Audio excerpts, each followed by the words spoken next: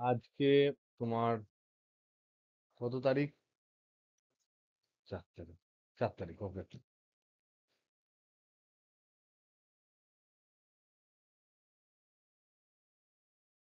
আজকে হচ্ছে 4 অক্টোবর, ওকে।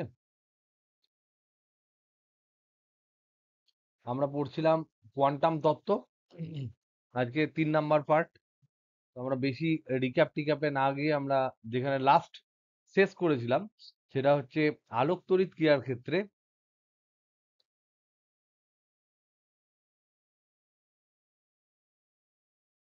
ক্রিয়ার বৈশিষ্ট্যমূলক লেখ। আমরা আগের দিন পড়েছিলাম বৈশিষ্ট্যমূলক লেখ, লেখচিত্র।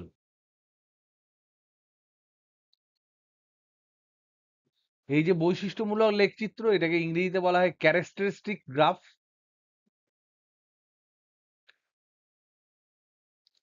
এবং যে কোনো যন্ত্রের ক্যারেক্টারিস্টিক গ্রাফ বলতে সেই যন্ত্রের দুই প্রান্তে আমরা ভোল্টেজ দেব এবং ভোল্টেজটাকে ভ্যারি করাতে করাতে আমরা দেখব সেই যন্ত্রের মধ্যে দিয়ে কতটা কারেন্ট যায়। তার মানে ভিআই যে প্লট, সেই প্লটটাকেই কিন্তু বৈশিষ্ট্যমূলক গ্রাফ বলা হয়। বেশিরভাগ ক্ষেত্রেই এটাকেই বৈশিষ্ট্যমূলক গ্রাফ বলা হয়। তো এইদিকে সাধারণত এইদিকে ভি থাকে, যেটা বিভব প্রভেদ, আর এইদিকে কারেন্ট থাকে। যেহেতু আমরা আলোক তড়িৎ ক্রিয়া পড়ছি, সেহেতু এই যে প্রবাহটা, এটা হবে আলোক তড়িৎ প্রবাহ।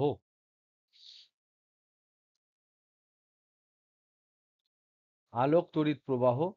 আর এইটা হচ্ছে প্লেট বিভব। মানে ক্যাথোডের সাপেক্ষে, ক্যাথোডটাকে অনেক সময় টার্গেটও বলা হয়, ক্যাথোড সাপেক্ষে অ্যানোডের বিভব।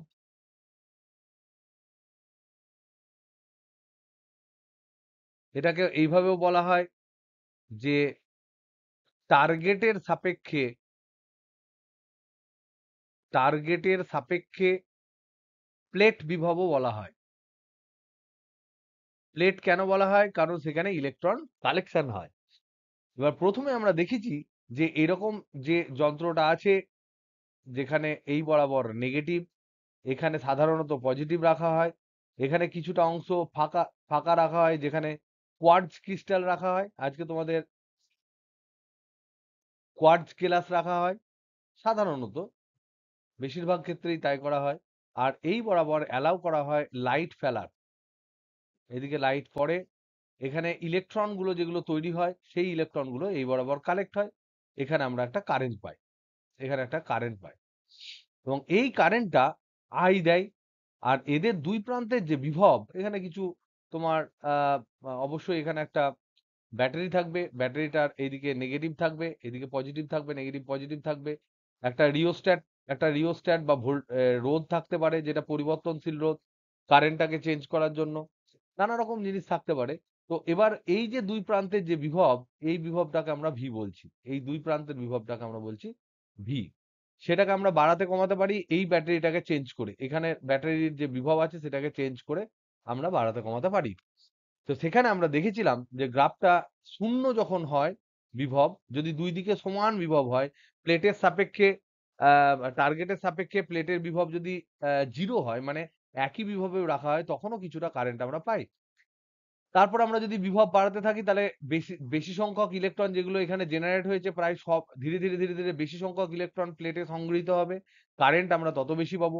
ইলেকট্রন আবার ঘুরে এসে এখানে আবার এখানে এসে হাজির হবে, ইলেকট্রন বারবার সার্কুলেট করবে। আমরা জানি যে পথটা যদি পুরোটা, যদি তোমার মানে কমপ্লিট হয়, মানে বদ্ধ বর্তনী হয়, তবেই প্রবাহ আমরা পাবো।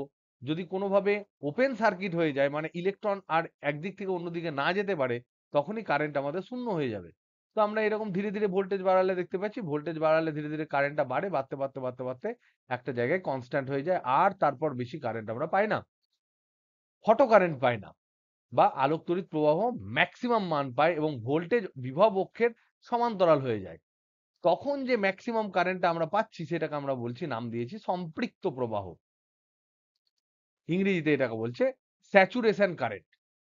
এবার আমরা দেখতে চাইছিলাম যে 0 ভোল্টে যখন রেখেছি তখন আমরা খানিকটা কারেন্ট পাচ্ছি, তাহলে যদি আমরা প্লেটটাকে নেগেটিভ রাখি, সাধারণত পজিটিভই রাখা হয়, যদি আমরা ধীরে ধীরে ধীরে ধীরে প্লেটের বিভবটাকে নেগেটিভ করি, মানে এই পোলারিটি গুলো ব্যাটারির উল্টে দিই, এবং উল্টো দিকে পোলারিটি স্ট্রেংথ ধীরে ধীরে বাড়াতে শুরু করি, তাহলে এই দিকটা নেগেটিভ হবে। তার মানে এইখান থেকে ইলেকট্রন তৈরি হলো। এবার এই দিকটা যদি নেগেটিভ হয় তাহলে ইলেকট্রনের একটা গতিশক্তি থাকলেও ধীরে ধীরে ইলেকট্রন কিছু ব্যাক করে চলে আসবে। এবার এই ইলেকট্রনের যে গতিশক্তি সবারই সমান নয়, কারোর কম কারোর বেশি।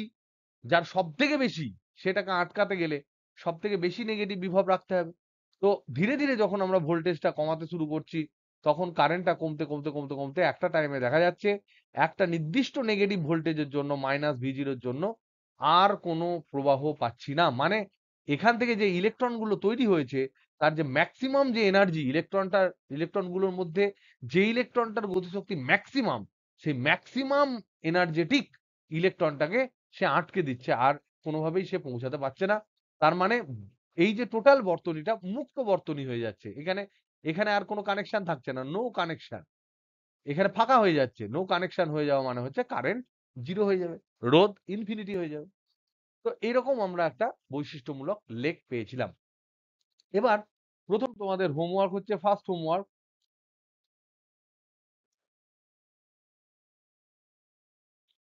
কেন কেন আহ, কাচের বদ্ধ নলের মধ্যে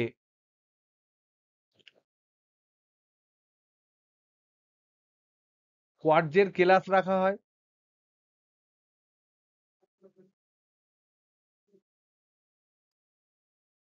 যার মধ্য দিয়ে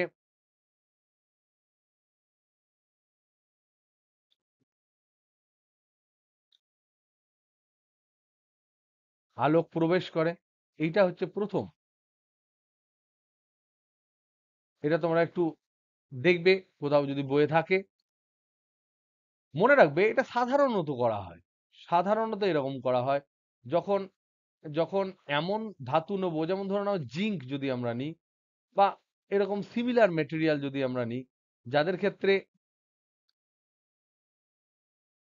যাদের ক্ষেত্রে কার্য অপেক্ষক বেশি, কার্য অপেক্ষক বেশি,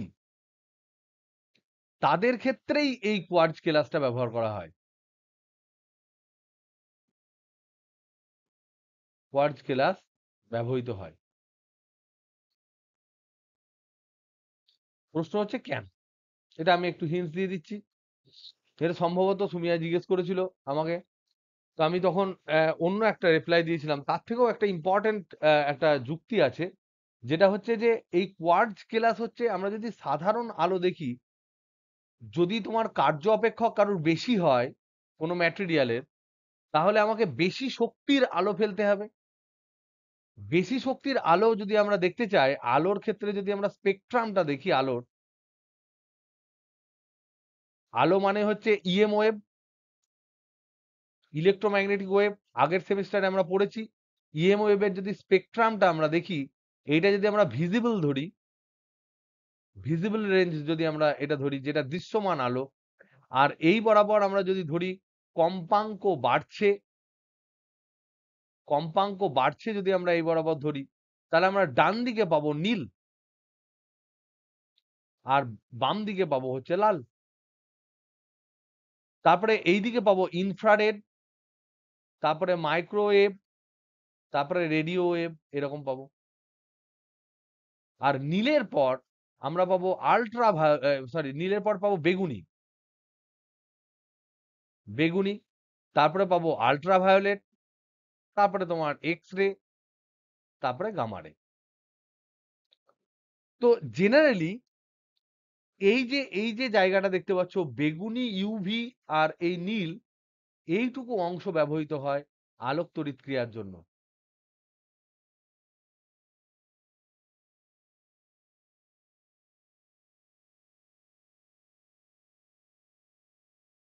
মানে যদি আমরা ভিবগিওরটা লিখি, ধরুন আমি আবার লিখছি, VIBGYOR, তার মধ্যে এই ব্লু, ইন্ডিগো, ভায়োলেট আর ইউভি, গ্রিনও কখনো কখনো ব্যবহার হয়, এইগুলো বেশি ব্যবহৃত হয় এই জোনটা। তার মধ্যে যাদের কার্য অপেক্ষক বেশি তাদের ক্ষেত্রে কোনটা ব্যবহার করব, কোন আলো ব্যবহার করব, কোন আলো সুইটেবল হবে বলো?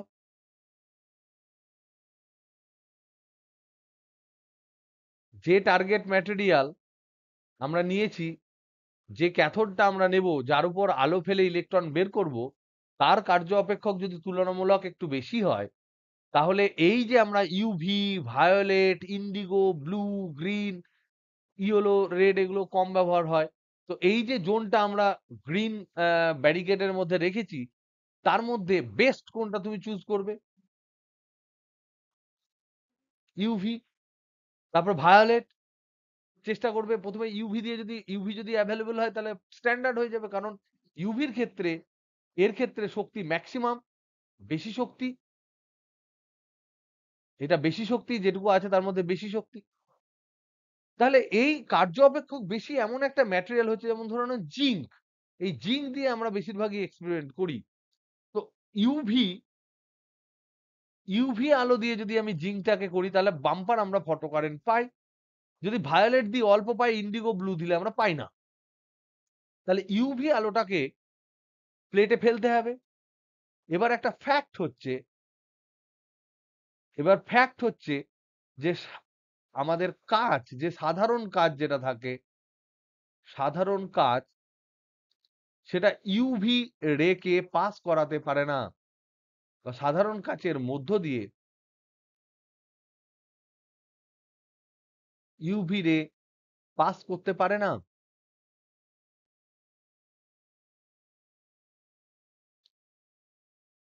যদি পাস করতে না পারে, তাহলে আমরা ফটো ইলেকট্রিক ইফেক্ট পাবো না, যদি আমি জিঙ্ক ব্যবহার করি। কিন্তু কিন্তু কোয়ার্টজ দিয়ে পাস করতে পারে ইউভি রে। কোয়ার্টজের যে কেলাস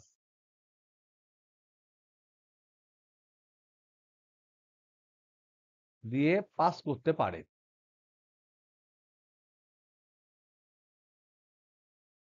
তাই জন্য আমরা যেটা করব, সেটা হচ্ছে যে যদি আমরা ইউভি রে এর দরকার পড়ে, তাহলে আমরা কোয়ার্টজ ক্রিস্টালটা ব্যবহার করব।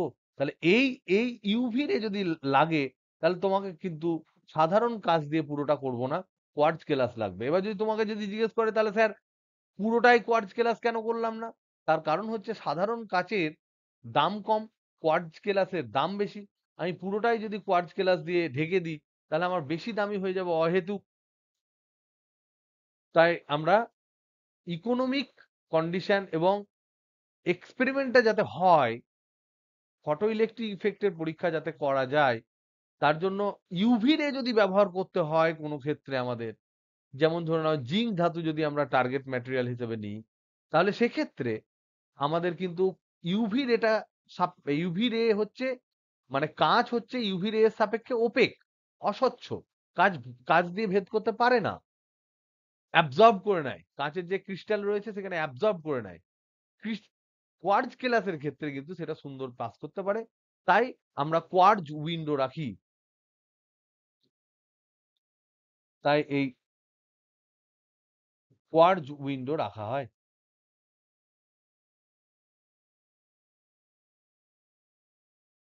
তাহলে প্রথম হোমওয়ার্ক তোমরা আজকে লিখে পাঠাবে, যে হোয়াই কোয়ার্টজ উইন্ডো। এটা হচ্ছে হোমওয়ার্ক নাম্বার 1।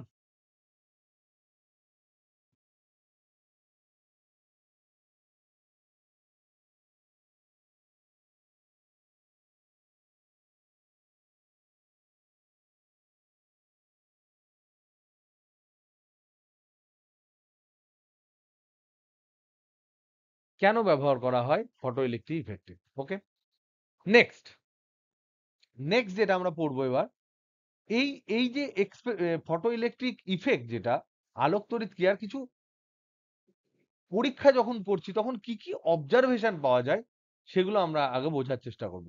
আমরা এখন কারণ ব্যাখ্যা করব না, ধীরে ধীরে করব। আগে আমরা ঘটনাটা কেমন ঘটছে, প্রথমে এক্সপেরিমেন্টালি কিন্তু ফটো ইলেকট্রিক ইফেক্ট পাওয়া গেছিল, তারপর সেটাকে ব্যাখ্যা করার জন্য আহ, একটা নতুন তত্ত্ব দিয়েছিলেন আইনস্টাইন, যে কারণের জন্য আইনস্টাইন নোবেল পুরস্কার পান।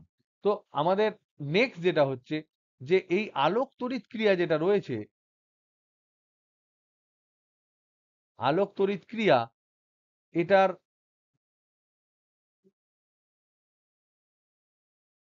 পরীক্ষাতে আমরা যে সমস্ত জিনিস পরীক্ষালব্ধ বিষয়সমূহ যেগুলো আমরা পাচ্ছি বা ফলাফল রেজাল্ট যেগুলো পাচ্ছি বা অবজারভেশন যেগুলো সেই অবজারভেশন গুলো আগে আমরা লেখার চেষ্টা করি বা জানার চেষ্টা করি। তারপর আমরা দেখব যে আলো ফেলে কেমন ভাবে এটা তৈরি করা যায়, কিভাবে সেটা ব্যাখ্যা করা যায়, কি করা যায় না করা যায়, সে সমস্ত জায়গায় আমরা যাব। This is most important part. এইটা হচ্ছে সব থেকে ইম্পর্টেন্ট পার্ট, যেটা আমাদের ভালো করে বুঝতে হবে যে আলোক তড়িৎক্রিয়ার ক্ষেত্রে কিরকম ভাবে কি চেঞ্জ করলে কি পাওয়া যায়। প্রথমত ফার্স্ট 1 নাম্বার অবজারভেশন হচ্ছে যে কোনো আলোর যে কোনো একটি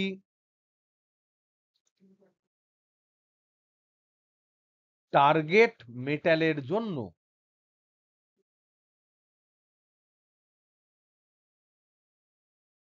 যা খুশি কম্পাঙ্কের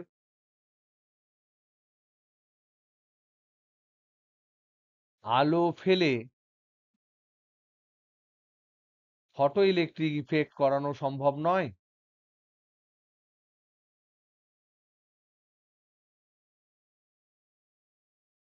পাওয়া যায় না।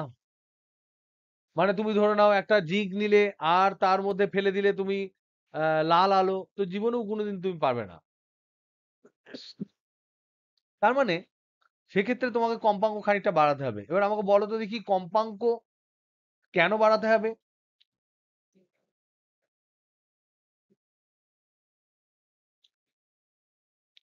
একটি নির্দিষ্ট কম্পাঙ্কের চেয়ে বেশি কম্পাঙ্কের আলো অবশ্যই প্রয়োজন।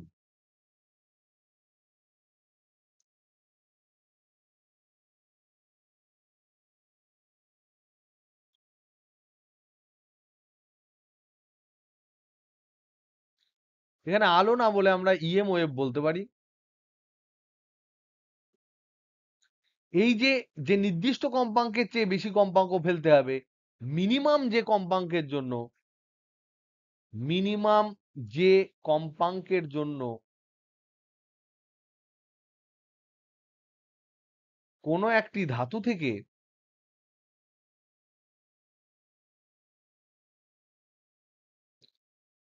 আলোক তড়িৎ প্রবাহ পাওয়া যায়,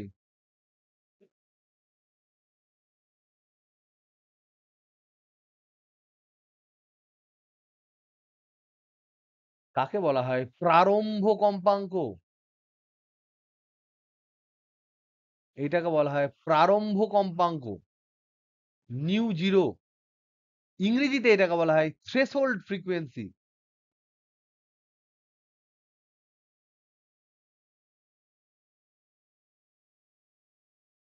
এবার যদি তোমাদেরকে জিজ্ঞেস করি যে একটু ফিলিংস বলো তো দেখি, যে কোনো একটা টার্গেট মেটালের জন্য আমি যা খুশি কম্পাঙ্কের আলো ফেললে ফটো ইলেকট্রিক ইফেক্ট পাওয়া যায় না, একটি নির্দিষ্ট কম্পাঙ্কের চেয়ে বেশি কম্পাঙ্কের আলো বা ইএম ওয়েভের প্রয়োজন। তারপর আমি বলছি প্রারম্ভ কম্পাঙ্কের সংজ্ঞা, যে মিনিমাম যে কম্পাঙ্কের জন্য ধাতু থেকে আলোক তড়িৎ প্রবাহ পাওয়া যায় তাকে আমরা প্রারম্ভ কম্পাঙ্ক বলি। তাহলে প্রারম্ভ কম্পাঙ্কের চেয়ে কম কম্পাঙ্ক যদি আমরা ফেলি, তাহলে কেন ফটো ইলেকট্রিক ইফেক্ট হয় না? কেউ বলতে পারবে? যে কোনো কম্পাঙ্কের আলো ফেললে কেন হয় না?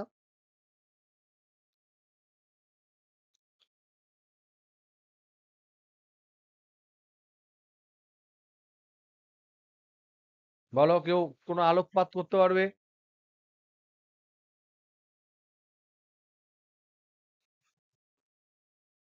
বলো, বলো, বলো, জেন্টস ফার্স্ট, বলো, তুমি বলো, কি বলছিলে?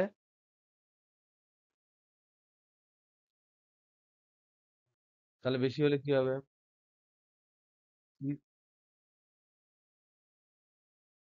ই সমান এইচ নিউ হয়, তাহলে কম্পাঙ্ক যদি কম হয় তাহলে আলোর শক্তি কম হবে।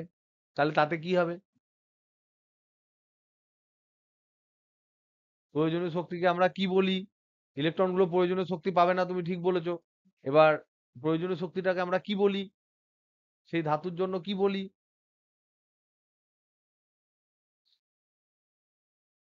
কার্য অপেক্ষক বলি।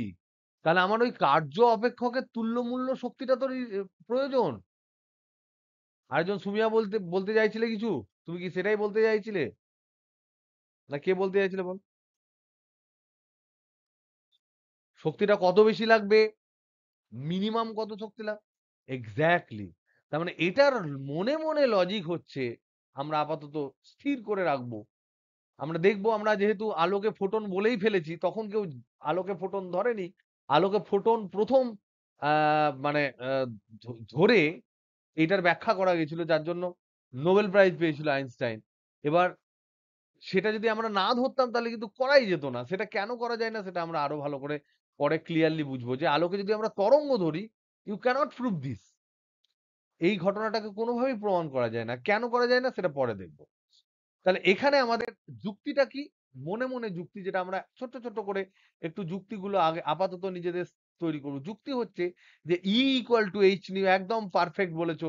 তাহলে new must be greater then new zero. কেন?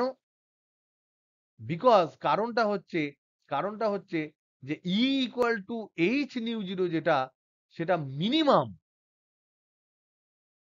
মিনিমাম কার্য অপেক্ষকের সমান, কার্য অপেক্ষকের সমান বা বেশি হতে হবে। সমান হতে হবে, মিনিমাম বলেছি, তাহলে মিনিমাম কার্য অপেক্ষকের সমান হতে হবে। তাহলে তাহলে আলোক তড়িতের সত্য হচ্ছে, আলোক তড়িৎ ক্রিয়ার সত্য যেটা,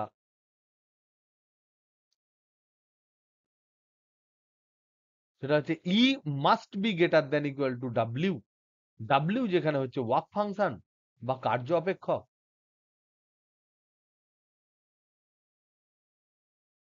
তাহলে এখানে হোমওয়ার্ক নাম্বার 2 যদি আমি তোমাদের বলি, যে বিভিন্ন ধাতুর জন্য প্রারম্ভ কম্পাঙ্ক কি একই না আলাদা?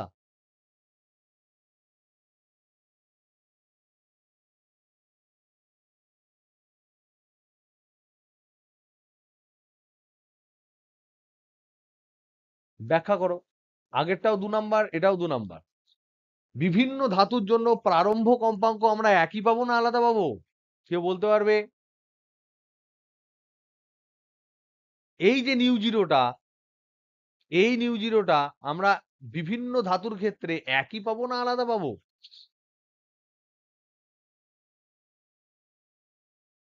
কি বলো?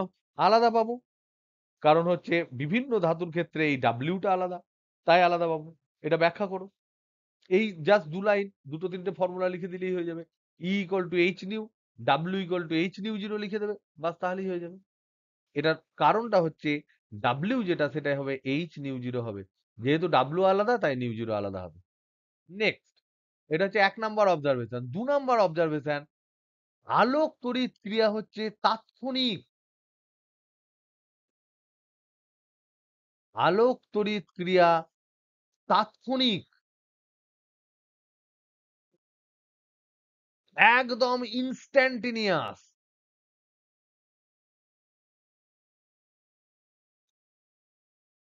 মানে যেই যদি হবার হয়, যদি তুমি আলো ফেলেছো তার শক্তিটা যদি কার্যপেক্ষকের থেকে বেশি হয়, একটা নির্দিষ্ট কম্পাঙ্কের চেয়ে বেশি হয়, যার জন্য আলোক তড়িৎ ক্রিয়া হওয়া সম্ভব, এরকম কম্পাঙ্কের আলোর চেয়ে বেশি কম্পাঙ্কের আলো বা সমান কম্পাঙ্কের আলো যদি তুমি ধাতুর উপর ফেলে দাও, আর যদি আলোক তড়িৎ ক্রিয়া হয়, তাহলে যখনই তুমি লাইট ফেলবে ইনস্ট্যান্টেনিয়াসলি তুমি কারেন্ট পাবে। There is no delay. তোমার যে এরকম টর্চের আলো ধরে রয়েছো, 5 মিনিট 10 মিনিট পর তোমার দুম করে একটা কারেন্ট পাবে, এরকম ধরনের কেস নয়। যখনই আলো তখনই কারেন্ট, যখনই বন্ধ তখনই বন্ধ। So it is very important. এই তাৎক্ষণিক কথাটা খুব ইম্পর্টেন্ট, যে যে জিনিসটা প্রমাণ করবে যে এটা আলোর তরঙ্গ ধর্ম যেটা আছে সেটা দিয়ে কোনোভাবে আলোক তড়িৎ ক্রিয়াকে ব্যাখ্যা করা যায় না। এই যে তাৎক্ষণিক যে কেসটা, এটা ভেরি ইম্পর্টেন্ট। তাহলে যদি যদি new greater than equal two new zero হয়, কম্পাঙ্ক যদি প্রারম্ভ কম্পাঙ্কের চেয়ে বেশি হয়, তবে সঙ্গে সঙ্গে আলোক তড়িৎ প্রবাহ পাবে।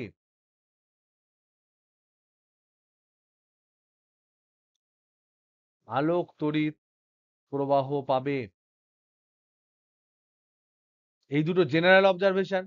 নাম্বার 3, যদি যদি একটি নির্দিষ্ট কম্পাঙ্কের আলোর তীব্রতা বাড়ানো হয়, তবে দেখা যায় 1 নাম্বার হচ্ছে সম্পৃক্ত প্রবাহ বাড়ে। কিন্তু কিন্তু 2 নাম্বার হচ্ছে এর V0, মানে যেটাকে বলছি আমি স্টপিং পোটেনশিয়াল, ইংরেজিতে কি বলা হয় স্টপিং পোটেনশিয়ালকে? নিবৃত্তি বিভব একই থাকে।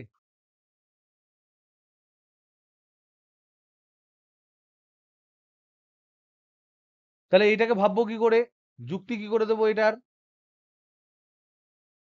কেউ বলতে পারবে? যে একটি নির্দিষ্ট কম্পাঙ্কের আলো তীব্রতা মানে কি? ইন্টেন্সিটি মানে হচ্ছে এনার্জি, মোট এনার্জি আমরা পড়েছিলাম আগের আগের সেমিস্টারে, per unit time, per unit area, এটাকে বলছি ইন্টেন্সিটি। তাহলে মোট এটা টোটাল এনার্জি। তাহলে টোটাল এনার্জি কি করে পাবো? তাহলে I equal to total energy মানে হচ্ছে এন খানা যদি আমি ফোটন ধরি এন, কিন্তু প্রতিটার এনার্জি যদি এইচ নিউ হয়, বাই টাইম হচ্ছে ধরে নাও টি, আর এরিয়া হচ্ছে এ। তাহলে এখানে আমরা দেখতে পাচ্ছি নাম্বার অফ ফোটন যদি বেড়ে যায়, আমরা আগেই তোমাদের, আমি আর মানে নাটক করে বলার চেষ্টা করছি না, আমি ডাইরেক্ট তোমাদের বলে দিচ্ছি যে আমরা ফোটন ধরলে তবেই ব্যাখ্যা করতে পারি। সুতরাং ফোটন ধরেই পুরো জিনিসটাকে আমরা আমাদের যুক্তিগুলোকে আমরা স্থির করছি যে ইন্টেন্সিটি যদি, তীব্রতা যদি বাড়ে, তাহলে আলোর ফোটনের সংখ্যা বাড়বে। সংখ্যা যদি বাড়ে, তাহলে ফোটনের সাথে ইলেকট্রনের ধাক্কার সংখ্যা বাড়বে। তাই বেশি বেশি সংখ্যক ইলেকট্রন পার ইউনিট টাইমে বেরোবে। তাহলে বেশি বেশি আধান নির্গমন হবে, বেশি বেশি কারেন্ট আমি পাবো। তাহলে যুক্তি হচ্ছে এখানে যে প্রথমটার যুক্তি যদি আমি বলি, যেহেতু তীব্রতা প্রপোর্শনাল টু ফোটন সংখ্যা, তাই তীব্রতা যত বাড়ে আই স্যাচুরেশন, যেটা ম্যাক্সিমাম যে কারেন্ট আই স্যাচুরেশন, তত বাড়ে, একদম প্রপোর্শনালি বাড়ে, সমানুপাতিক হারে বাড়বে। কারণ এখানে দেখতে পাচ্ছ সমানুপাতিক আছে, প্রপোর্শনালি বাড়ে। কিন্তু নিবৃত্তি বিভব একই থাকে কেন? সেটার লজিক দিয়ে ব্যাখ্যা করতে গেলে ব্যাখ্যা করতে হবে যে, সেটা আমরা আইনস্টাইনের থিওরি দিয়ে ব্যাখ্যা করব। আমরা আগে অবজারভেশনটা দেখে নিই। তার মানে এখানে যদি আমরা গ্রাফটাকে টাঙি, তাহলে এইটা হচ্ছে বিভব, আমরা আবার বৈশিষ্ট্য লিখি আঁকছি, এইটা হচ্ছে প্রবাহ। নিবৃত্তি বিভব আমরা জানি এরকম জায়গায় হয়, নিবৃত্তি বিভব -V0, বা এইটা যেহেতু বলছি শুধু V0 বলতে পারি, এই পয়েন্টটা হচ্ছে -V0। একটা তীব্রতার জন্য যদি আমরা প্লট করি এরকম যদি হয়, আর একটা তীব্রতার জন্য বলছে যে প্রবাহটা বেড়ে যাবে, বাড়িয়ে দিলাম, কিন্তু নিবৃত্তি বিভব একই থাকবে, মানে এটা এসে একই জায়গায় টাচ হবে। এটার তীব্রতা কম, তীব্রতা বেশি। এইটা হচ্ছে তোমার I2, I sat2, এইটা হচ্ছে তোমার I1। তাহলে আমরা এখানে দেখতে পাচ্ছি, যদি আমরা এই জিনিসটাকে এই যে তীব্রতা আর কারেন্ট, এই পার্টটাকে যদি আমরা গ্রাফিক্যালি দেখানোর চেষ্টা করি, তাহলে আমরা বলতে পারি যে এইদিকে যদি আমরা দেখি, এইদিকে যদি আমরা লিখি তীব্রতা, আর এইদিকে যদি লিখি সম্পৃক্ত সম্পৃক্ত প্রবাহ, প্রবাহ বলতে এখানে সব জায়গায় আমরা আলোক তড়িৎ প্রবাহই বোঝাবো, কারণ আলোক তড়িৎ ক্রিয়ায় আমরা পড়ছি।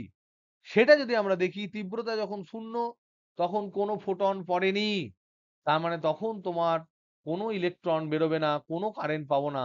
তীব্রতা যেমন বাড়াবো তেমন এটা বাড়তে বাড়তে যাবে, এবং it will B A straight line, মানে সরল রেখা। সরল রেখা হওয়া মানে হচ্ছে এরা পরস্পর পরস্পরের সমানুপাতিক হবে।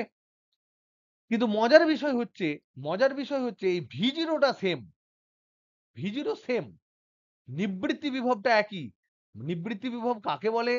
যে ঋণাত্মক ভোল্টেজ দিলে কোনো যে ফটো ইলেকট্রন নির্গত হয়েছে, সেই নির্গত ফটো ইলেকট্রন একটাও আর প্লেটে পৌঁছাতে পারবে না, তাকে আমরা বলছি নিবৃত্তি বিভব।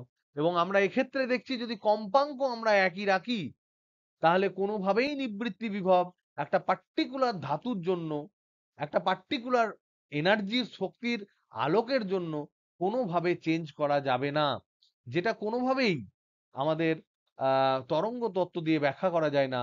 এটা আইনস্টাইন ব্যাখ্যা করেছিলেন, তখন আমরা এর যুক্তিটা ভালো করে পড়বো।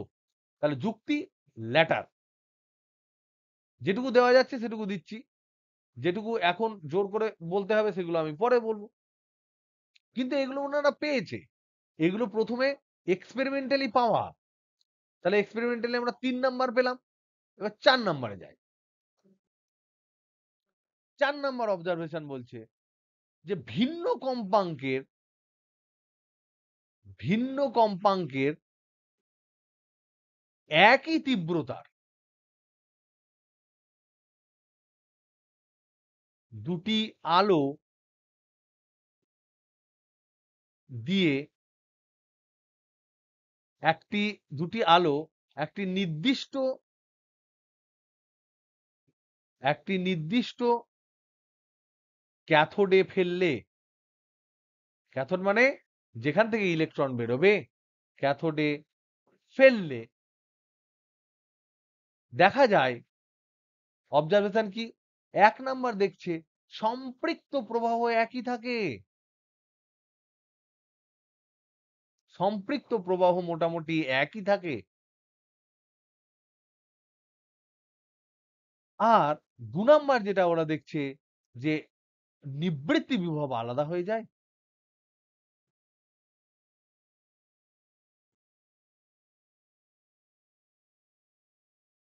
এবং ওনারা দেখেছেন যে বেশি কম্পাঙ্কের আলোর ক্ষেত্রে,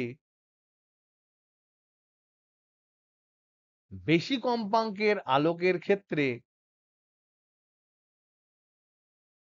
নিবৃত্তি বিভব বেশি,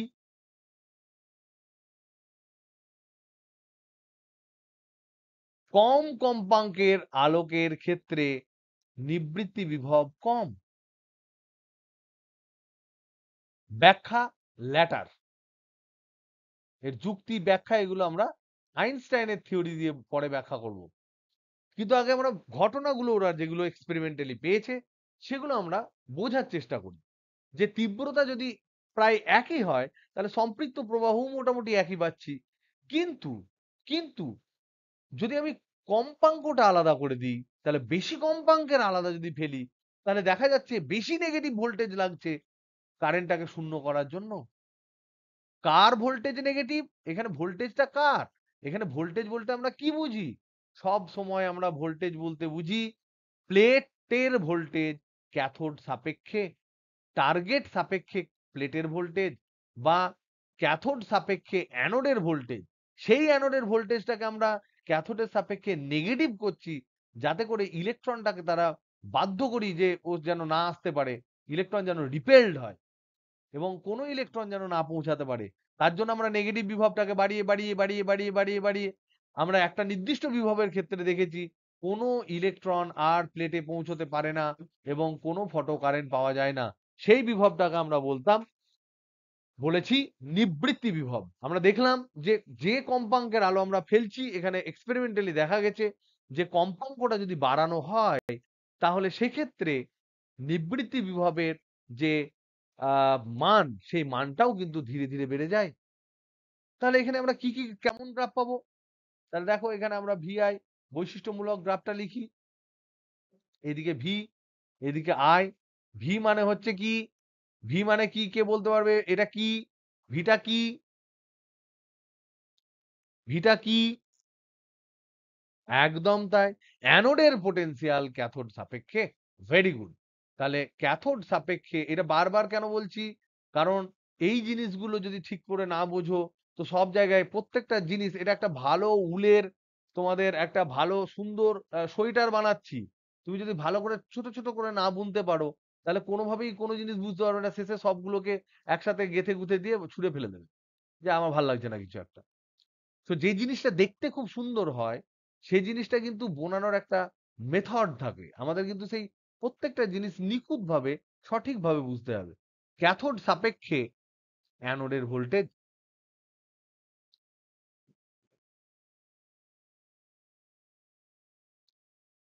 এবং এখানে আমরা দেখতে পাচ্ছি যে যেকোনো একটার জন্য প্রথমে আমরা ড্র করে দেবো। তাহলে এখানে আমরা দেখতে পাচ্ছি যে দুটো কম্পাঙ্ক যেহেতু করেছি, তাহলে V01 একটা পাবো, আর একটা কম্পাঙ্কের জন্য ধরে নাও V02 পাচ্ছি। এবং আমরা দেখতে পাচ্ছি স্যাচুরেশন কারেন্টটা এখানে কনস্ট্যান্ট। তাহলে একটার সাথে এরকম V01 টাকে কানেক্ট করে দেবো, আর একটা V02 এখানে এসে এখানে কানেক্ট হবে। ওকে, এইটা হচ্ছে তোমার আইস্যাট। তীব্রতা সেম,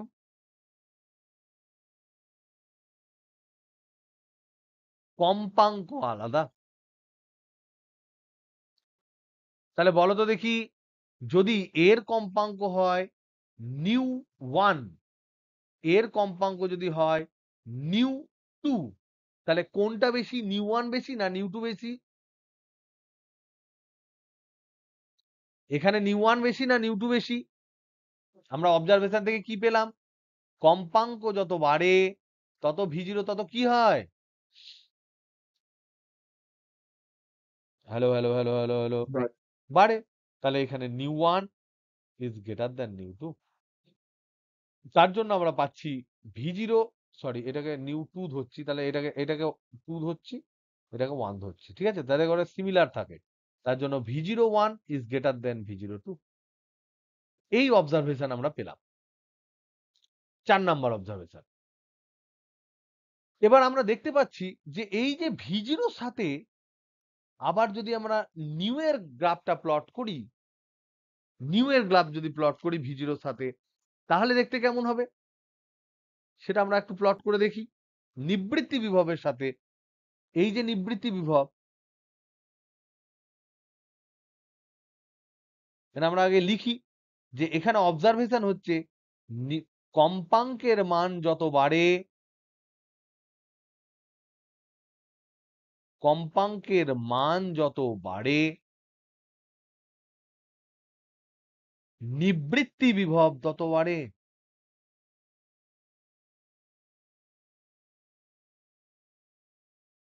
এবং এটা প্রপোর্শনালি বাড়ে। কিন্তু এখানে আমাকে একটা জিনিস বলো তো দেখি, কম্পাঙ্ক কি আমরা খুব অল্প কম্পাঙ্ক দিয়ে শুরু করলে কি এই জিনিসগুলো খাটবে? যে কম্পাঙ্কের কথা আমরা বলছি সেই কম্পাঙ্কটা কিরকম ধরনের কম্পাঙ্ক হতে হবে? কেউ বুদ্ধি করে বলতে পারবে? আমরা যেমন তীব্রতার ক্ষেত্রে যে গ্রাফটা আঁকলাম, সেখানে শূন্য তীব্রতা থেকে বেশি তীব্রতা পর্যন্ত আঁকতে পারলাম, কিন্তু কম্পাঙ্কের সময় নিবৃত্তি বিভব যে টার্মটা, সেটা কম্পাঙ্ক যখন শূন্য, তখন কি নিবৃত্তি বিভব তুমি পাবে? কম্পাঙ্কর ক্ষেত্রে একটা এক্সট্রা ক্রাইটেরিয়া আছে। তীব্রতা অল্প হলেও কম্পাঙ্ক যদি প্রপার হয়, তাহলে কিন্তু আমি ফটো কারেন্ট পাবো। কিন্তু কম্পাঙ্ক যদি একটা নির্দিষ্ট কম্পাঙ্কের চেয়ে কম হয়, তাহলে কি আমি কারেন্ট পাবো? 1 নম্বরে আমরা কি আলোচনা করেছি? যে এই কম্পাঙ্কের যে মান সেটা অবশ্যই কি হতে হবে? বলো? থ্রেশহোল্ড ফ্রিকোয়েন্সির চেয়ে বেশি হতে হবে। তবেই সেটা আলোচনার বিষয়বস্তু হবে আমাদের ক্ষেত্রে। প্রারম্ভ কম্পাঙ্কের চেয়ে বেশি হতে হবে। এবং প্রারম্ভ কম্পাঙ্কের চেয়ে যখন বেশি হবে, তারপর যদি আমরা কম্পাঙ্কটা ধীরে ধীরে বাড়াতে শুরু করি, তবেই নিবৃত্তি বিভব বাড়বে। তার মানে এই যে কম্পাঙ্কের মান, এটা অবশ্যই আমরা যখন আলোচনা করছি ফটোকারেন্ট হচ্ছে, অবশ্যই এটা প্রারম্ভ কম্পাঙ্কের চেয়ে বেশি।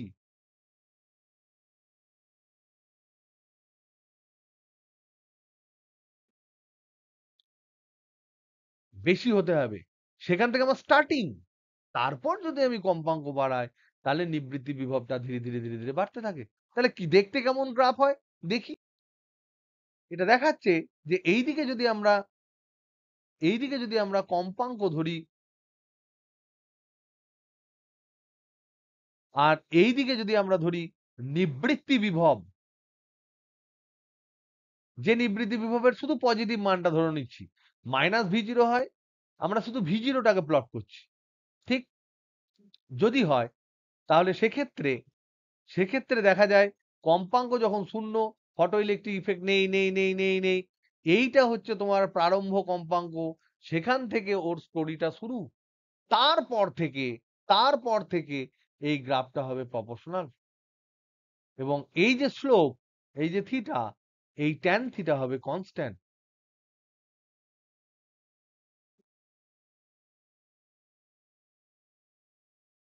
যুক্তি এটা পরে, ল্যাটার। এই যে 5টা যে আমরা অবজারভেশন, 4টে বা 5টা, 1টা 2টো 3টে 4টে যে অবজারভেশন আমরা করলাম, এই সমস্ত অবজারভেশনের সময় কিন্তু আমরা প্রতিটা ক্ষেত্রে ধরে নিয়েছি যে টার্গেট ম্যাটেরিয়ালটা কনস্ট্যান্ট।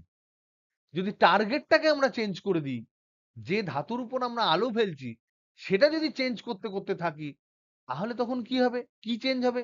তাহলে 5 নাম্বার অবজারভেশন। এখানে আমরা লিখি স্পষ্টভাবে যে 1 থেকে 4 অবধি সমস্ত এক্সপেরিমেন্টাল অবজারভেশন যেগুলো আমরা লিখলাম, যেগুলো আলোচনা করলাম, এক্সপেরিমেন্টাল অবজারভেশন যেগুলো আলোচনা হলো,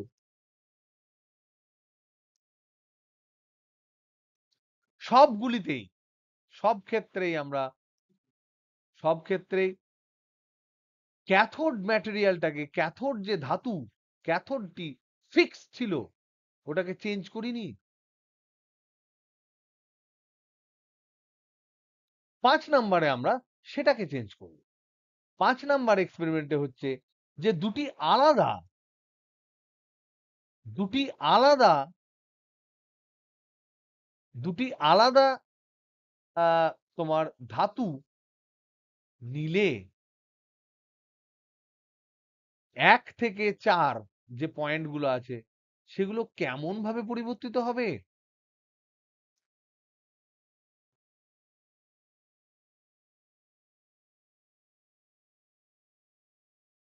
সেই অবজারভেশন গুলো এক্সপেরিমেন্টালি করলো। একবার ধরে নাও জিঙ্ক রাখলো, পরের বার তোমার ধরে নাও জিঙ্কের উপর একটা কোনো কিছুর প্লেটিং দিয়ে দিল, সোডিয়াম বা কারোর প্লেটিং দিয়ে দিল, বা লোহা রাখলো, বা টাংস্টেন রাখলো, নিয়ে তারপর দেখতে শুরু করলো যে কি হয়। তার মানে দুটি আলাদা ধাতু যদি নেওয়া হয়, তাহলে প্রথম আমাকে বলো তো দেখি কোন জিনিসটা চেঞ্জ করবে আমাদের সমস্ত ফান্ডার ক্ষেত্রে। ফার্স্ট কি মাথায় আসছে? আলাদা ধাতু মানে কি?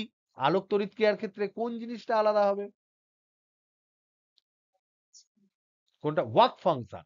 একদম তো, কার্য অপেক্ষক আলাদা। আমরা এটা ফান্ডাগুলো বোঝার চেষ্টা করছি, আমরা নিজেরা যেটুকু বুঝি সেটুকু আগে আমরা বোঝার চেষ্টা করছি। কার্য অপেক্ষক আলাদা হবে। যদি আলাদা হয় তাহলে একজনের বেশি হবে, একজনের কম হবে। তাহলে আমরা ধরলাম যে কম থেকে আমরা বেশির দিকে যাচ্ছি। মনে করি মনে করি ওয়ার্ক ফাংশন, যেটা কার্য অপেক্ষক, যেটা ডাব্লিউ, এই কার্য অপেক্ষক যেটা ডাব্লিউ, এটা কম থেকে বেশি করা হলো।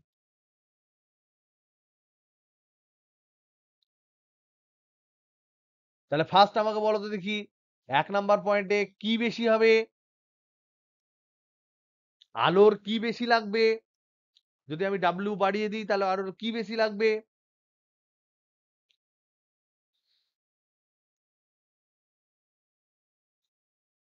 Hello hello hello hello hello. শক্তি বেশি লাগবে। কার্য অপেক্ষক যদি আমি বাড়িয়ে দিই তাহলে কার্য অপেক্ষক হচ্ছে মিনিমাম শক্তি যেটা প্রয়োজন আলোক তড়িৎ ক্রিয়ার জন্য।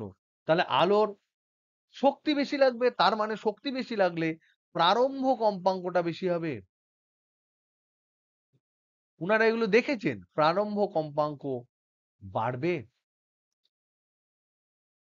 ২ নাম্বার, এক্ষেত্রে উনারা আবার দেখেছেন যে V0 কমে যাবে। V0 মানে কি? নিবৃত্তি বিভব কমে।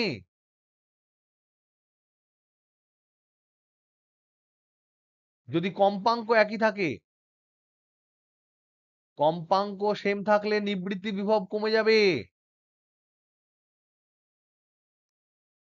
৩ নাম্বার দেখেছেন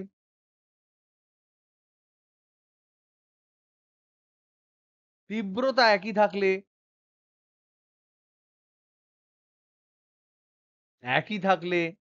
তীব্রতা একই থাকলে কম্পাঙ্ক একই থাকলে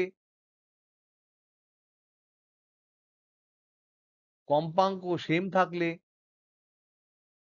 দেখছে স্যাচুরেশন কারেন্ট যেটা আইস্যাট ম্যাক্সিমাম সম্পৃক্ত প্রবাহ এটা স্থির থাকে মোটামুটি সম্পৃক্ত প্রবাহ একই থাকে।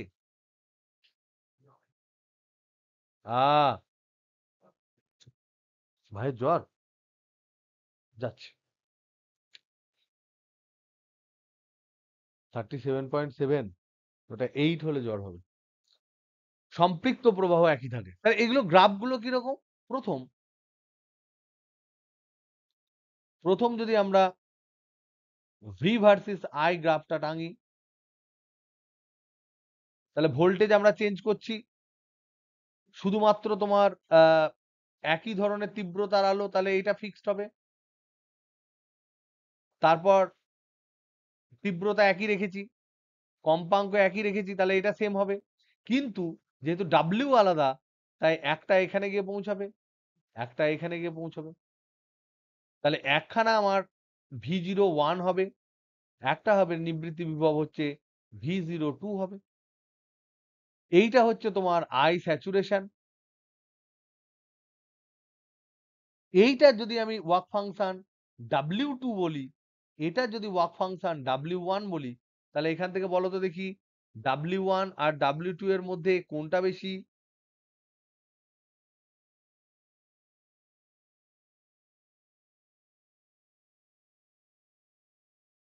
যার কার্য অপেক্ষক বেশি তার ক্ষেত্রে তার ক্ষেত্রে ইলেকট্রনকে বার করতে গেলে বেশি পরিমাণ শক্তি খরচ করতে হবে, তাই ইলেকট্রন কম শক্তি পাবে। ইলেকট্রন যদি কম শক্তি পায় তাহলে তার জন্য ভোল্টেজ আমার কম লাগবে, নেগেটিভ ভোল্টেজ। যুক্তিটা আমরা পরে আরো ভালোভাবে এস্টাবলিশ করব। কিন্তু এটা মনে রেখো যে গ্রাফগুলো এরকম হবে। সেক্ষেত্রে V01 যেহেতু কম তাহলে W1 হবে বেশি। যেহেতু যেহেতু V01 is less than V02 তাই W1 will be greater than W2। এটা ১ নাম্বার।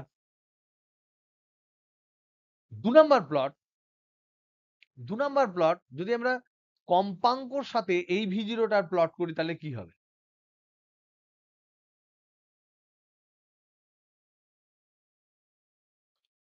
এইটা ধরে নাও কম্পাঙ্ক আর এইটা হচ্ছে V0 নিবৃত্তি বিভবের মড, নিবৃত্তি বিভব যেটা আছে তার মান, তার সাথে কম্পাঙ্ক। আমরা দেখেছি আগে আমাদের হয়েছিল এরকম নিউ জিরো থেকে স্টার্ট হয়েছিল, কিন্তু এখন দুটি ম্যাটেরিয়াল আছে, দুটি টার্গেট, তার মানে দুটি ধাতু, তার মানে দুটি আলাদা ওয়ার্ক ফাংশন। তার মানে W equal to H nu zero যদি হয় তাহলে এখান থেকে আমরা বলতে পারি নিউ জিরো ইকুয়াল টু হচ্ছে W বাই এইচ। তার মানে দুটি কম্পাঙ্ক, তাই কম্পাঙ্ক যদি বেশি হয়, ওয়ার্ক ফাংশন যদি বেশি যার হবে তার কম্পাঙ্ক বেশি হবে। তার মানে একটা এরকম স্ট্রেট যেমন শুরু হবে আর একটা এখান থেকে প্যারালালি শুরু হবে। এই ধাতুটার ওয়ার্ক ফাংশন যদি W1 হয়, এর যদি W2 হয়, এইটা νo1 যদি হয়, এটা যদি νo2 হয়, তাহলে আমরা এখানে বলতে পারি যে νo1 is less than νo2, তার মানে W1 is less than W2। এই সমস্ত অবজারভেশন গুলো পরীক্ষা থেকে পাওয়া গেছে। এই পর্যন্ত যতটুকু লজিক তোমাদের বলেছি, আর যে সমস্তগুলো আমরা পরে ব্যাখ্যা করব বলে বলেছি, সমস্ত জিনিসপত্রগুলো তোমরা লিখে ফেলেছো এবং মোটামুটি খানিকটা হলেও কনসেপ্ট গুলো বোঝার চেষ্টা করেছো, বুঝতে পেরেছো? একটু আওয়াজ শুনি, হ্যাঁ কি না? নীলাঞ্জনা, রূপা, এরা সব বলো।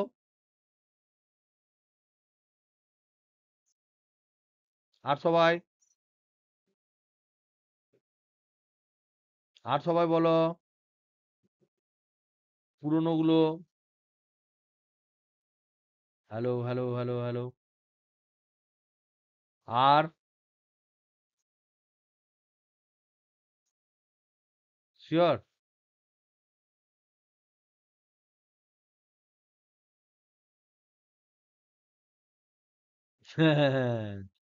আবার বাড়িতে দেখতে হবে। এবং এবং তোমার স্ট্যান্ডার্ড দেখবে, তোমরা বুঝতে পারবে। এখন তো সমস্ত লজিক বলিনি, কিন্তু দেখো খুব সহজভাবে পড়াশোনা করে পৃথিবীতে কোনো লাভ নেই। এই জিনিসে যদি একদম ইজিলি আমরা বলে দিই, তাহলে ইজিলি তোমরা ইজিলি কম্পিটিশন থেকে বাইরে বেরিয়ে যাবে। তো to get your self in the competition, তোমাকে কিন্তু আহ, একটু জিনিসগুলো স্ট্যান্ডার্ড ভাবে বুঝতে হবে। সমস্ত ইকুয়েশন, সমস্ত গ্রাফ, প্লট, এখানে প্লট খুব ইম্পর্টেন্ট। এই চ্যাপ্টারটার প্লট খুব ইম্পর্টেন্ট, এবং এই চ্যাপ্টারটা বেশ বেশ ইন্টারেস্টিং এবং একটা নোবেল পাওয়া কাজ। সেটা খুব সিম্পলি আমি যদি ঝরঝর করে বলে দিই, তাহলে তোমরা নোবেলের অ্যাকচুয়াল অর্থটা বুঝতে পারবে না। যদিও আইনস্টাইনের, যেটা আমার ব্যক্তিগতভাবে মনে হয়, আমার মাস্টার ডিগ্রিতে স্পেশাল পেপার ছিল তোমার general theory of relativity, cosmology. তো আমি special theory of relativity, general theory of রিলেটিভিটিতে অনেকটা টাইম কাটিয়েছি। তো ওই দিকে যে আইনস্টাইনের কাজ, সেটা অনেক বেশি রিলেটিভ টু দিস। এটা জাস্ট ওনার একটা সিম্পল ছোট্ট কাজ হিসেবে আমার মনে হয়, কিন্তু তখন জেনারেল রিলেটিভিটি এতটাও লোকজন খুব ভালোভাবে অ্যাকসেপ্ট করতো না, বোঝা যেত না, অ্যাবস্ট্রাক্ট মনে হতো বলে ওই সমস্ত বিষয়ে কিন্তু, প্লাস ওগুলো এক্সপেরিমেন্টালি প্রুভ করাটা খুব ডিফিকাল্ট। যেগুলো 100-150 বছর পর এখন লিগো ফিগো হেন তেন এগুলো হয়ে, সব গ্র্যাভিটেশনাল ওয়েভস হেন তেন এগুলো প্রমাণ করার এখন চেষ্টা চলছে। তো সেই জন্য ওগুলোতে দিতে পারেনি, কিন্তু সবাই বুঝতো যে what ever he is doing a great job, যেটা বোঝাই যাচ্ছে না, তাই তাকে কোনো রকমে একটা নোবেল প্রাইজ না দিলেই নয়। মানে খুব, মানে খুব বাজেভাবেই বললাম, কিন্তু উনার যে কাজকর্ম, প্রকাণ্ড কাজকর্ম, তার তুলনায় ফটো ইলেকট্রিক ইফেক্টের এই ব্যাখ্যাটা, সেই তুলনায় অনেকটাই আর কি, মানে আমার মনে হয় খুব তুলনামূলক 1%ও হবে না আর কি ওর টোটাল কাজে। কিন্তু এটার জন্য নোবেল পেলেন, তো ভালো ব্যাপার। এনিওয়ে, তো এইগুলো হচ্ছে অবজারভেশন, যেটা এবার আমাদের, এই যে অবজারভেশন গুলো আমরা পেলাম তখন পর্যন্ত, এখনো তো আমি মাঝে মাঝে তোমাদের বলে দিচ্ছি আলো হচ্ছে ফোটন, আলো ফোটন, আলো ফোটন। তো আলো ফোটন নিউটন বলেছিল অনেক আগেই, কিন্তু আলো তরঙ্গ, আলো তরঙ্গ, কেউ আলো তরঙ্গ বলে, কেউ ফোটন বলে। এই সমস্ত বিভিন্ন ধরনের ধারণা মানুষের মনে ছিল। তো এই আলোটাকে আলোটাকে ফোটন যদি আমরা না ধরি, তাহলে এই আলোক তড়িৎ ক্রিয়া কোনোভাবে ব্যাখ্যা করা যায় না। সেই জন্যই কোয়ান্টাম তত্ত্ব তোমাদের এই আলোক তড়িৎ ক্রিয়াটা আছে, যে আলোটা গোটা গোটা গোটা গোটা একটা করে কণার স্রোত, ঝাঁক ঝাঁক কণা আসছে, যাদের প্রত্যেকটা ঝাঁক, প্রত্যেকটা ইউনিটকে আমরা একটা করে ফোটন বলবো।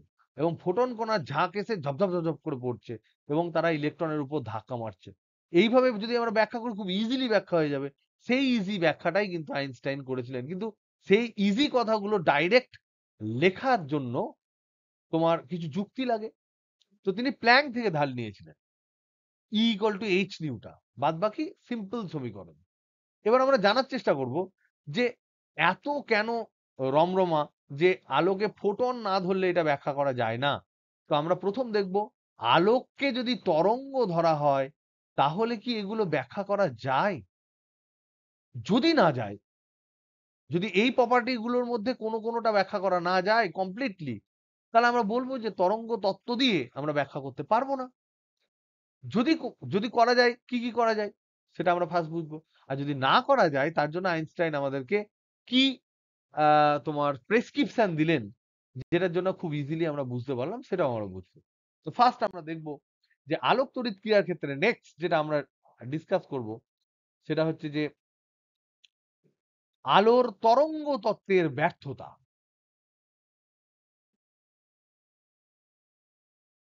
তরঙ্গ তত্ত্বের ব্যর্থতা কোন ক্ষেত্রে ব্যর্থতা?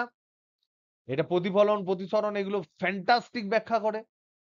তুমি যদি আরো কিছু, যেগুলো আমরা আলো যখন পড়বো, বা জ্যামিতিক আলোর পর ভৌত আলো যখন পড়বো, তখন কিছু প্রপার্টি আছে, অপবর্তন, সমাবর্তন, এই সমস্ত জিনিস তরঙ্গ না ধরলে ব্যাখ্যাই করা যায় না। কিন্তু সেগুলো আলোকে ফোটন ধরলে জীবনও ব্যাখ্যা করতে পারবে না। কিন্তু সেই তরঙ্গ ধরে আমি আবার এইটা ব্যাখ্যা করতে পারছি না। তো যেমন তোমার মেন্ডেলিভ যেমন হাইড্রোজেনকে রাফ এলিমেন্ট বলেছিল, চাপ খেয়ে গেছিল যে একে এখানেও বসানো যাচ্ছে, এখানেও বসানো যাচ্ছে। আলোর ক্ষেত্রে ঠিক এইরকম ধরনের একটা প্রপার্টি কিন্তু দেখা যায়, যে আলো কখনো কখনো তরঙ্গ ধরলে আমাদের লাইফটা ইজি হয়ে যায় কিছু ব্যাখ্যা করার জন্য। কখনো কখনো আমরা যদি ফোটন ধরি, কণা ধরি, তাহলে লাইফটা ইজি হয়ে যায়। তো এখানে আমরা দেখব যে তরঙ্গ তত্ত্ব কিন্তু আলোক তড়িৎ ক্রিয়া ব্যাখ্যা করতে পারছে না। আলোক তড়িৎ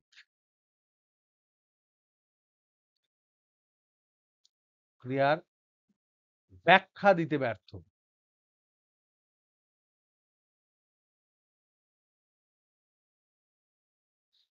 ফার্স্ট, 1 নাম্বার পয়েন্ট হচ্ছে নির্দিষ্ট প্রারম্ভ কম্পাঙ্ক কেন প্রয়োজন, সেটা কোনোভাবেই প্রারম্ভ কম্পাঙ্ক, এটার কনসেপ্ট ব্যাখ্যা করা যাবে না। কারণ তরঙ্গ তত্ত্বতে একটা তরঙ্গ পড়বে, একটু এনার্জি পড়বে, আর একটা তরঙ্গ পড়বে, একটু এনার্জি পড়বে, আর একটা তরঙ্গ পড়বে, একটু এনার্জি পড়বে, পড়তে পড়তে পড়তে পড়তে এনার্জি জমতে জমতে জমতে জমতে নিশ্চয়ই একটা টাইমে এনার্জি তোমার বেশি হয়ে যাবে তোমার কার্য অপেক্ষকের। তরঙ্গ তত্ত্ব সেটা ব্যাখ্যা করে। তাহলে আমরা আগে দেখি তরঙ্গ তত্ত্ব ক্ষেত্রে কি, কোন জিনিসটা তরঙ্গ তত্ত্ব সাপোর্ট করে। নাম্বার ওয়ান, এক সেকেন্ড,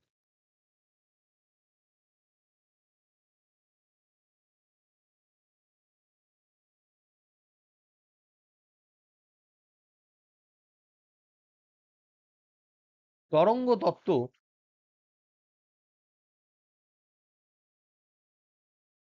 এনার্জি অ্যাকুমুলেশনের সাপেক্ষে যুক্তি দেয়।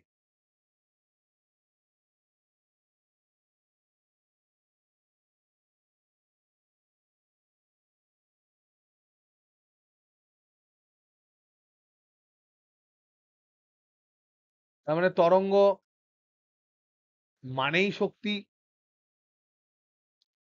বেশি সংখ্যক তরঙ্গ যদি আমরা ওয়েট করি, বেশি সংখ্যক তরঙ্গ, তার মানে বেশি বেশি শক্তি।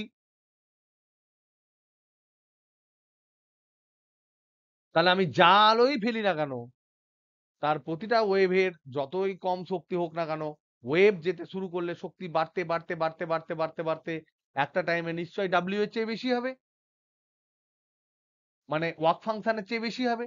তার মানে আমি একটা টর্চের আলো, মিটমিটে লাল আলো যদি ফেলে দিই, তাহলে দেখা যাবে 5 মিনিট পর ফট করে আলোক তড়িৎ ক্রিয়া শুরু হলো। তরঙ্গ তত্ত্ব তার যুক্তি দেয়। কিন্তু কোনোভাবেই তো সেটা হয় না। শুধু প্রারম্ভ কম্পাঙ্ক নয়, তার সাথে সাথে আরেকটাও ইম্পর্টেন্ট জিনিস হচ্ছে তাৎক্ষণিক ক্রিয়া। এবং যেটা পরীক্ষা থেকে তোমরা পেয়েছো, সেই জিনিসটাকে তো আমরা চোখ বন্ধ করে ভুলে যেতে পারি না। যেটা এক্সপেরিমেন্টালি পেয়েছি সেটা তো ট্রু। এক্সপেরিমেন্টালি জিনিসগুলোকে আমরা লজিক দিয়ে ব্যাখ্যা করতে গিয়ে যখন দেখছি যে তরঙ্গ যদি ভাবি, তাহলে তরঙ্গতে একটা তরঙ্গ একটা ঢেউ একটা এনার্জি, আর একটা তরঙ্গ আর একটা ঢেউ আর একটা এনার্জি। এইভাবে ধাতুর পৃষ্ঠে এনার্জি জমতে জমতে জমতে জমতে যে কম্পাঙ্কেরই আলো হোক না কেন, যত শক্তি কমই হোক না কেন একটা তরঙ্গের, সেই শক্তি জমতে জমতে একটা নির্দিষ্ট টাইমের পর নিশ্চয় সেটা ওয়ার্ক ফাংশন বা কার্য অপেক্ষকের চেয়ে বেশি হবে, যেটা তরঙ্গ তত্ত্ব বলে। তার মানে কম কম্পাঙ্কের আলো যদি আমি দিই, তাহলেও কোনো একটা টাইমে আলোক তড়িৎ ক্রিয়া হতে পারে, সেটা তরঙ্গ তত্ত্ব ব্যাখ্যা দেয়, যা এক্সপেরিমেন্টালি জীবনেও পাওয়া যায় না। তাহলে এখানে ফেল করলো। তাহলে এখান থেকে আমরা যদি লিখি যে তরঙ্গ মানে শক্তি, বেশি সংখ্যক তরঙ্গ মানে বেশি বেশি শক্তি, তাহলে যদি কম কম্পাঙ্কের কম নিউয়ের আলো ফেলি, আলো ফেললেও শক্তি সঞ্চিত হতে হতে সঞ্চিত হতে হতে এক সময় তা ডাব্লিউ এর বেশি হবে এবং ফটো ইলেকট্রিক ইফেক্ট হতে পারে।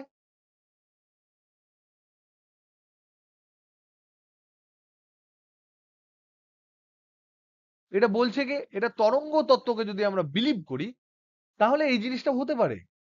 কিন্তু কিন্তু আমরা দেখতে পাচ্ছি এক্সপেরিমেন্টালি তা হয় না।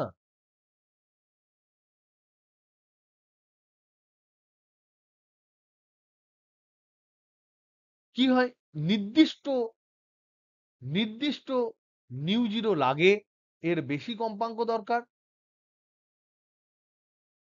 নিউ দরকার, এক নাম্বার। আর দু নাম্বার, এই কিছু নির্দিষ্ট সময় পরে, এক সময় মানে একটা নির্দিষ্ট সময়ের পরে সেসব গল্প কিন্তু আলোক তড়িৎ ক্রিয়ার ক্ষেত্রে নেই। এটা ইনস্ট্যান্টেনিয়াস।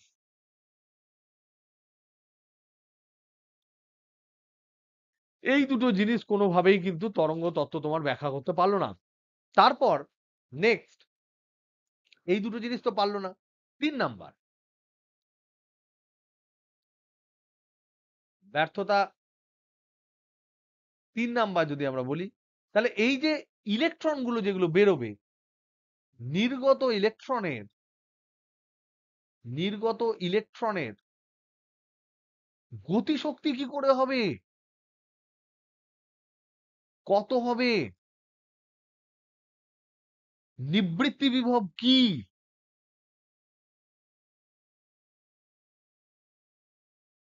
এগুলোর কোনো আইডিয়া পাওয়া যায় না তরঙ্গ তত্ত্ব থেকে।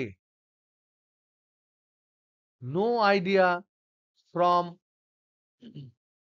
Wave theory. ইম্পর্টেন্ট, প্রারম্ভ কম্পাঙ্ক, তাৎক্ষণিক, এই এই সমস্ত জিনিসগুলো কোনোভাবেই কিন্তু ব্যাখ্যা করা যায় না। সুতরাং আলটিমেটলি এখানে হচ্ছে ওয়েভ থিওরি এখানে fails completely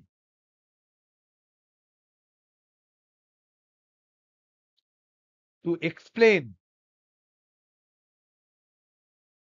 photo electric effect.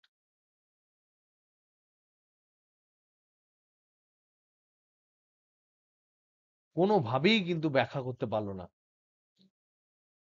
Einstein এটাকে ব্যাখ্যা করলেন, এই wave theory car wave theory? Of light, of light, আলোর ওয়েভ থিওরি যদি আমরা ধরি, যেটাকে আমরা চিরকালই ধরে এসেছি, সেটাকে যখন আমরা ধরছি তখন কোনোভাবে ব্যাখ্যা করতে পারছি না। কিন্তু আলোকে যদি ফোটন ধরি, তাহলে সেক্ষেত্রে ব্যাখ্যা করা যায়, যেটা আইনস্টাইন করেছেন। আইনস্টাইন উনি একদম সুন্দর সলভ করলেন।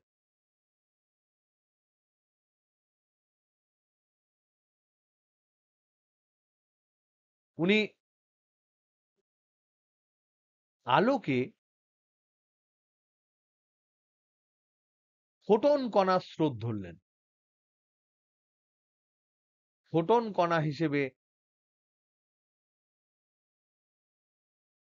বিবেচনা করলেন। এবং অলরেডি তখন প্ল্যাঙ্ক তোমার সমীকরণ দিয়ে দিয়েছে, প্ল্যাঙ্ক দিয়ে দিয়েছে E equal to H new দিয়ে দিয়েছে, এই সমীকরণ ব্যবহার করলেন। কি বললেন? খুব সিম্পল, একদম সিম্পল ব্যাখ্যা তিনি দিলেন। উনি বললেন যে আলো, আপতিত আলো যেটা আছে, আপতিত আলো তার শক্তি, শক্তি হচ্ছে E equal to H new. ধাতুর কার্য অপেক্ষক,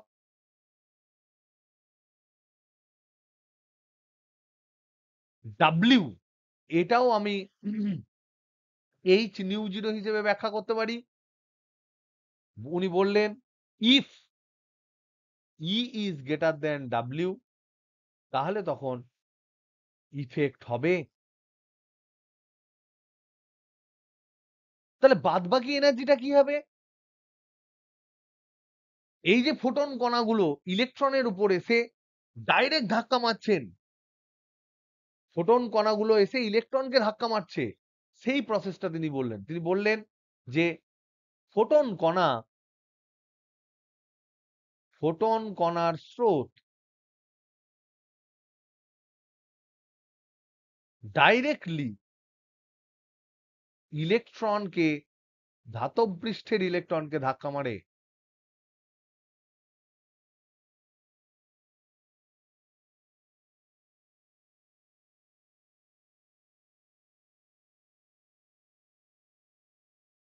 এবার ধাক্কা মারার সময় ইলেকট্রনটাকে নক আউট করতে পারবে যদি ফোটনের শক্তি, এই যে এগুলো হচ্ছে ফোটনের শক্তি, ফোটনের শক্তি যদি ডাব্লিউ এর বেশি হয়। তাহলে যদি অতিরিক্ত শক্তি হয় তখন কি হবে? তোমাকে ধরে নাও দুজন বন্ধু ধরে রেখেছে, এরকম করে আমি ধরছি, একা ব্যাখ্যা করছি। ধরে নাও তুমি এখানে আছো, এখানে তোমার 5-6 জন বন্ধু, এখানে একজন ধরে রেখেছে তোমাকে টেনে, এখানে একজন ধরে রেখেছে টেনে, এখানে একজন ধরে রেখেছে, এরকম চারিদিকে তোমাকে ধরে রেখেছে, তুমি এইদিকে হাত আছে, আর এইদিকে একটা বড় মাপের লোক ধরে তোমাকে টানছে তার হাত দিয়ে, এই বরাবর পুল করছে। এই যে টোটাল, তুমি এখানে তুমি হচ্ছে, এটা হচ্ছে ধাতব পৃষ্ঠের ইলেকট্রন, ধাতব পৃষ্ঠের ইলেকট্রন। এই যে এরা টেনে ধরেছে, এই টোটাল টান বলটা হচ্ছে ওয়ার্ক ফাংশন। এখানে যে শক্তি দিয়ে টানছে সেটা হচ্ছে E equal to H nu, ফোটনের শক্তি। তাহলে যদি যদি এই ই গ্রেটার দেন ডাব্লিউ হয়, তার মানে তোমাকে যারা বন্ধু বান্ধব, এগুলো হচ্ছে তোমার ফ্রেন্ডস অ্যান্ড ফ্যামিলি,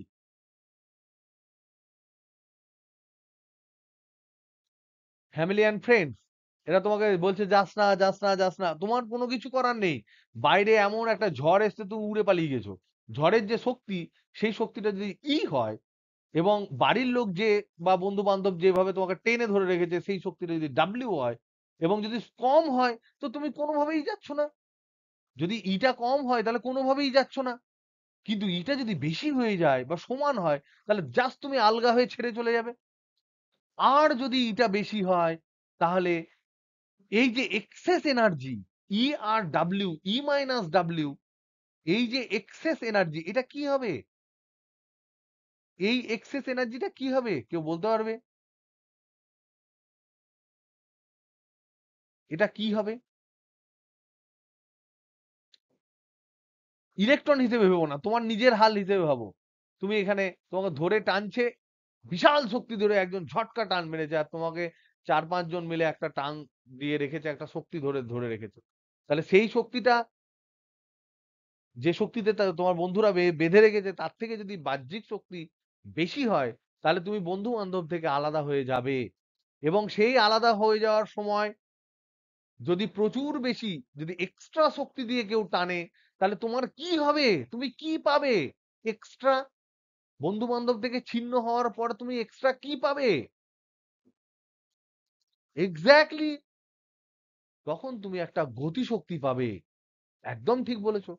সো এইটা হচ্ছে এক্সট্রা যেটা আছে, সেটাতে গতি শক্তি পাবে ইলেকট্রন, গতি শক্তিতে কনভার্ট হবে। আইনস্টাইন ঠিক সেটাই বলেছেন, যেটা তরঙ্গ কোনোভাবেই তরঙ্গ তত্ত্ব ব্যাখ্যা করতে পারছিল না, যে গতি শক্তি কোথা থেকে পাবে ইলেকট্রন, ওয়েভের সাথে কি করে কি কানেকশন হবে। সেখানে এখানে বললেন যে টকাটক টকাটক টকাটক ঢিল মারার মতন ফোটন গিয়ে পড়ছে, ইলেকট্রনকে ধাক্কা মারছে, যে এনার্জিটা ইলেকট্রনের দরকার ছাড়ার জন্য সেটুকু নিচ্ছে, বাদবাকি এনার্জিটা মধ্যে কিছুটা অংশ বা পুরো অংশটা ইলেকট্রন গতিশক্তি হিসেবে পেয়ে যাচ্ছে। তার মানে এখানে আমরা গল্পটা যদি লিখি তাহলে ফোটন কণার স্রোত ধাতব পৃষ্ঠে ধাতব পৃষ্ঠের ইলেকট্রনের সাথে কলাইড করছে, ধাক্কা মারছে, এবং ই গ্রেটার দেন যখন ডাব্লিউ, তখন ইলেকট্রন ধাতব পৃষ্ঠ থেকে মুক্ত হবে, এবং তার সাথে সাথে ইলেকট্রন তো একটা হবে না, ইলেকট্রন সমূহ, প্রচুর ইলেকট্রন, তাদের মধ্যে যে এনার্জি হবে তারা গতিশক্তি পাবে।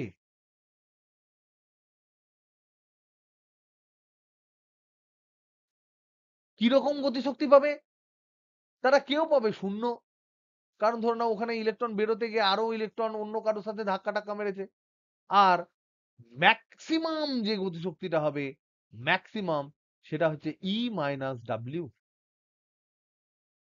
বিয়োগ ফলটা যেটা হবে সেটা হচ্ছে ই মাইনাস ডাব্লিউ, ম্যাক্সিমাম গতিশক্তি। তার কারণ হচ্ছে কেউ কেউ পুরোটা পাবে না, কিছুটা তাপ শক্তি হিসেবে খরচ হতে পারে, কারুর পুরোটাই তাপ শক্তি হিসেবে খরচ হয়ে যেতে পারে, আটকে যেতে পারে, সে হয়তো স্থির একটা জায়গায় হয়ে গেল অন্য একটা ধাক্কা খেয়ে ল্যাটিসের সাথে।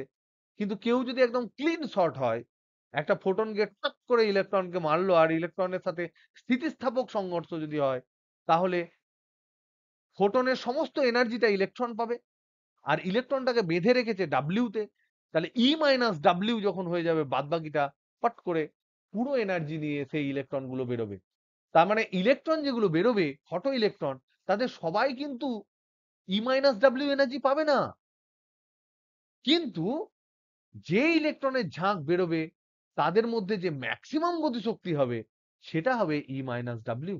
তাহলে এখানে একটা জিনিস ইম্পর্টেন্ট, ভেরি ভেরি ইম্পর্টেন্ট, যেটা যে হোমওয়ার্ক দিচ্ছি তোমাদেরকে, হোমওয়ার্ক 3, সমস্ত নির্গত ইলেকট্রনিকই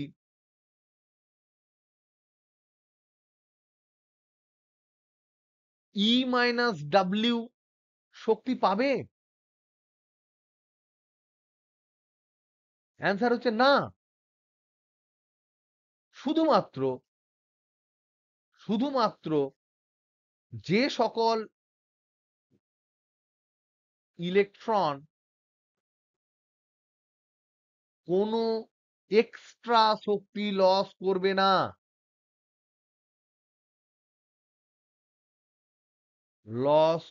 না, তারাই পাবে। তার মানে এক্ষেত্রে যেটা হবে সেটা হচ্ছে ইলাস্টিক কলিশন হবে, বা স্থিতিস্থাপক সংঘর্ষ হবে। কার সাথে কার? স্থিতিস্থাপক সংঘর্ষটা কার সাথে কার হবে? কার সাথে কার স্থিতিস্থাপক সংঘর্ষ হবে? ফোটনের সাথে, ফোটন ভার্সেস ইলেকট্রন। কণা টু কণা ধাক্কা, ফোটন এসে ইলেকট্রনে ধাক্কা মারবে। তাহলে এই আইনস্টাইন বললেন যে, তাহলে ইকুয়েশনটা কি? ইকুয়েশনটা আজকে বলে তোমাদের ছেড়ে দেবো। ইকুয়েশনটা হচ্ছে ই ইকুয়াল টু হচ্ছে এইচ নিউ, এটা হচ্ছে ফোটনের শক্তি, আপতিত ফোটনের শক্তি, আপতিত ফোটনের শক্তি, ডাব্লিউ ইকুয়াল টু কার্য অপেক্ষক এইচ নিউ জিরো, ধাতুর কার্য অপেক্ষক,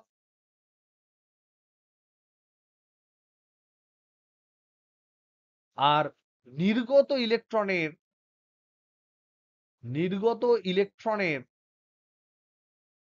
ম্যাক্সিমাম, সর্বোচ্চ গতিশক্তি যদি ধরি, সর্বোচ্চ গতিশক্তি, এখানে সর্বোচ্চ কথাটা যদি কেউ মিস করে যাও, তাহলে সে আইনস্টাইনের পুরো ফ্লেভারটাই মিস করে যাবে। সর্বোচ্চ গতিশক্তি যেটা, সেই গতিশক্তি যদি আমরা ধরি ই কে ম্যাক্স, তাহলে তখন আইনস্টাইন বললেন যে ই কে ম্যাক্স যেটা হবে ম্যাক্সিমাম এনার্জি ইলেকট্রনের, এটা সমান হবে ই মাইনাস ডাব্লিউ।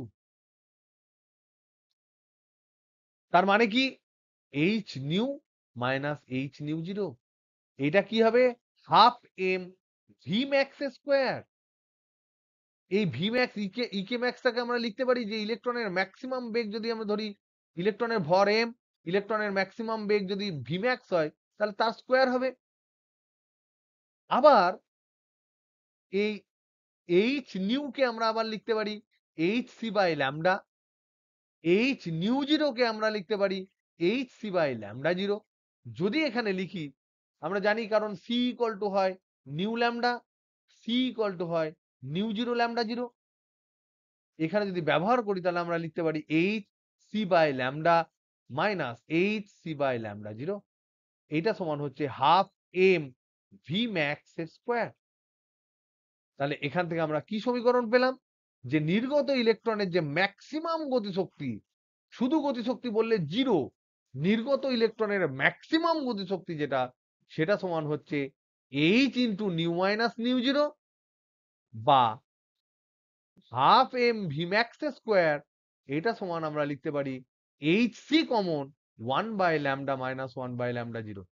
এইগুলোকে বলা হয় আইনস্টাইনের সমীকরণ। কোনটা?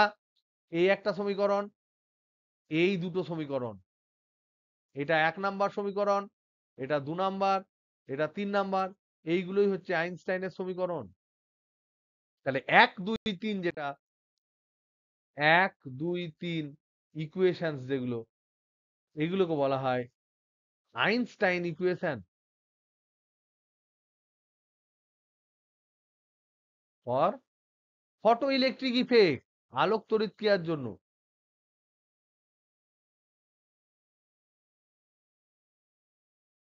এনিওয়ে আজকে আর নয়, আজকে এর এই জিনিসটা তোমরা একটু ডাইজেস্ট করো, একটু বোঝো। কালকে আমরা যেটা করব, আজকে এখানেই এন্ড। টুমরো যেটা আমরা করব, ফার্স্ট আমরা এই ফ্রম আইনস্টাইন ইকুয়েশন, আমরা ওই গ্রাফ গুলোকে ব্যাখ্যা করব, গ্রাফ সমূহের ব্যাখ্যা। তারপর আমরা যেটা করব 1 নাম্বার 2 নাম্বার খুব ইজি হয়ে যাবে, ফটাফট হয়ে যাবে। নেক্সট যেটা হবে সেটা হচ্ছে প্রবলেমস করব, কিছু প্রবলেমস করব, 5-6টা প্রবলেম করাবো তোমাদের। তারপরে নেক্সট যেটা করব সেটা হচ্ছে আমরা আলোর এই যে তরঙ্গ, আলো আলোকটা তরঙ্গ না কণা, এটা নিয়ে আমরা ব্যাখ্যা করে আমরা তোমার ডিবগলি কি বলেছেন তার হাইপোথিসিসটা বুঝবো।